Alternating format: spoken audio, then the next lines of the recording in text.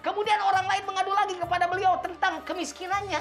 Kata Hasan Al-Basri, istighfar kamu kepada Allah. Ada lagi yang mengadu lagi kepada beliau tentang kekeringan.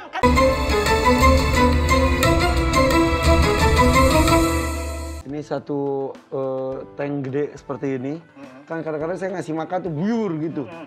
Mereka tuh sampai ada yang rebutan, ada yang santai di bawah nunggu sisa, ada gitu. Nah, itu kebetulan AA lemparkan tangan AA makanan, itu ada mereka yang dapat, ada yang tidak. Yang tidak itu nanti bagiannya. Gitu. Padahal ini sudah ada yang di bawah, ada yang tengah, ada yang di atas. Tapi ujung-ujungnya mereka dapat juga. Tapi itu ada yang banyak, ada yang sedikit. Makanya kepada sopir angkot, nggak usah kebut-kebutan di jalan. Main salib, mencelakakan penumpang, nggak usah. Allah sudah menentukan rezekimu. Yang kebut-kebutan belum tentu juga penuh. Yang santai malah penuh, setorannya cepet dapat gitu kan. Gitu nih. Ini juga ketika lempar, ada yang ramai, ada yang diam aja. Betul.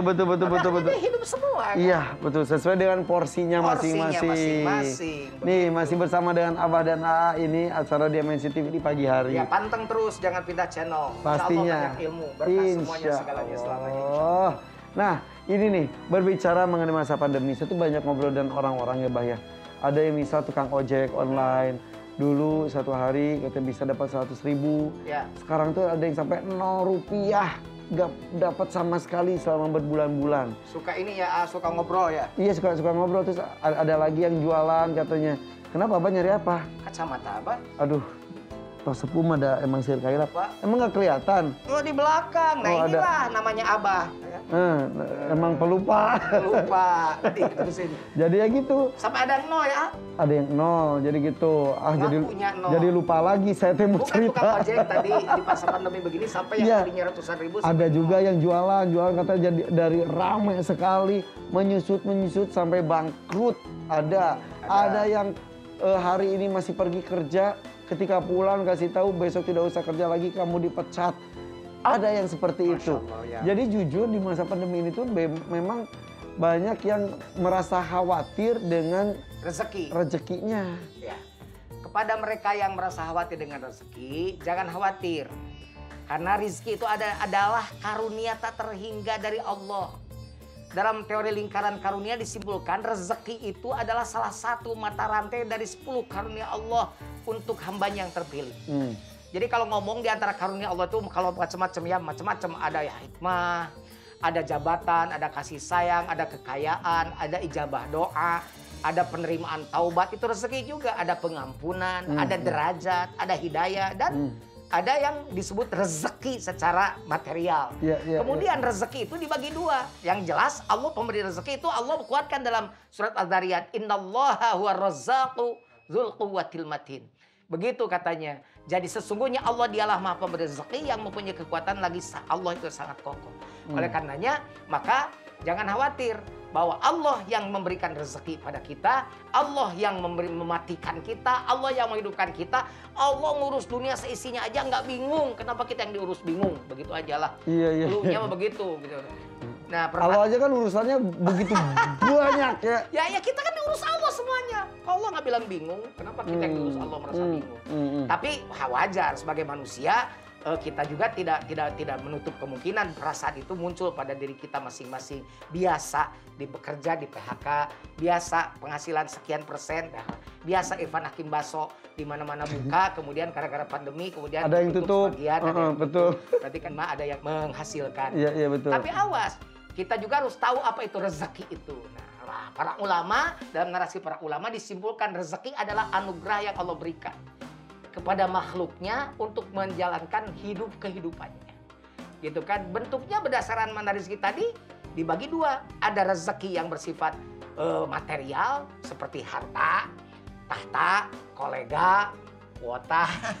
Kuota masuk loh, kuota loh. Kuota itu masuk. Kedua ada rezeki yang berbentuk imaterial. Badan dengan sehatnya, akal dengan cerdasnya, hati dengan rasanya, mata dengan penglihatannya, telinga dengan pendengarannya, hidung dengan penciumannya, mulut dengan bicaranya, tangan dengan kepalanya. Itu semuanya rezeki. Makanya jaga rezeki. Kaki dengan langkahnya, nafas dengan kehidupannya, keluarga dengan kasih sayangnya, waktu dan kesempatan itu rezeki. Setelah itu jemput rezekinya.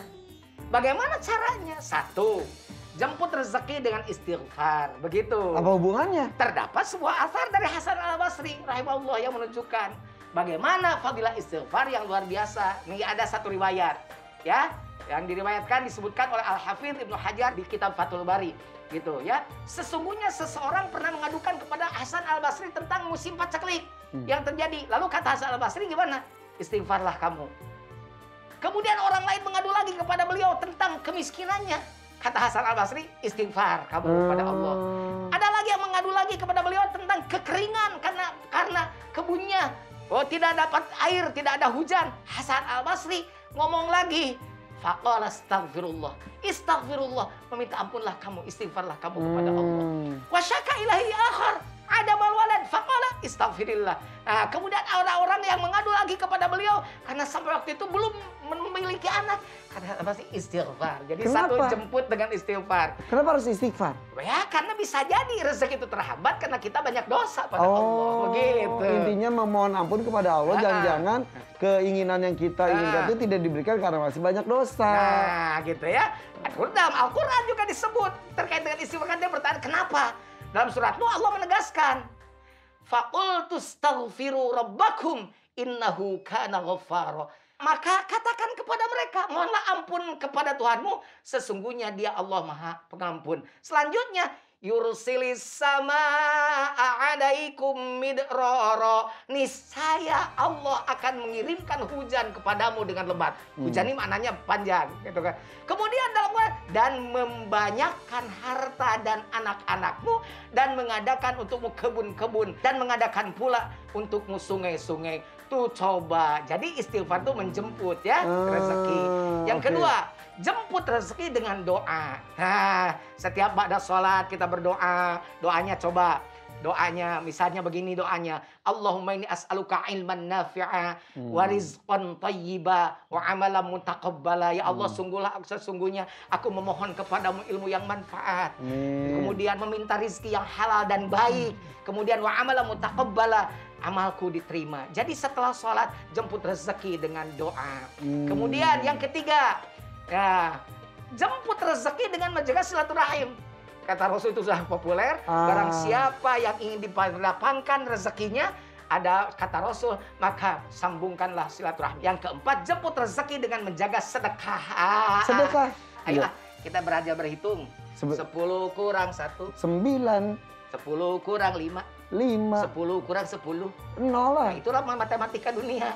Kalau matematika Allah, 10 kurang 1 itu 19. Lah gimana sih ceritanya? Man jaa bil hasanati falahu asyru amsalihha. Barang siapa yang mendatangkan satu kebaikan, maka Allah akan ganti satu kebaikan itu dengan 10 kebaikan penggantinya. Kalau yang satu dikurangi untuk bersedekah, untuk mengeluarkan rezeki, maka yang satu itu mengambil 10 karena gantinya 10. Sisanya 9, jumlahkan jadi 19. Tapi bukan berarti kita punya 100.000, kita kasih 10.000 ke pengemis, berharap akan mendapatkan 150.000. Enggak dong? Ya, tidak berharap juga Allah akan berikan kalau kamu ikhlas. Justru yang ukur keikhlasannya itu. Tapi gimana mau sedekah orang kita susah? Oh, sedekah kan bukan hanya dengan harta. Tersenyum pada orang sedekah. Tidak punya harta dengan sikap sedekah itu.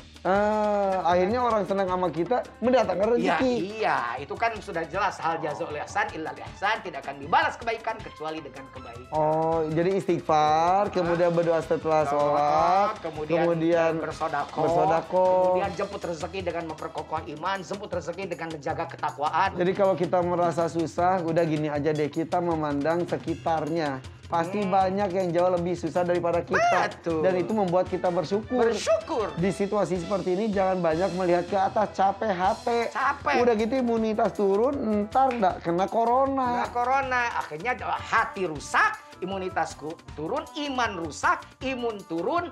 Akhirnya ya sudah. Iya. Apa yang... Teb. Oh, ini kita saatnya mau buka pertanyaan Oh soalnya. benar, di mana tuh asar ada? Ini pohon Pelupa juga.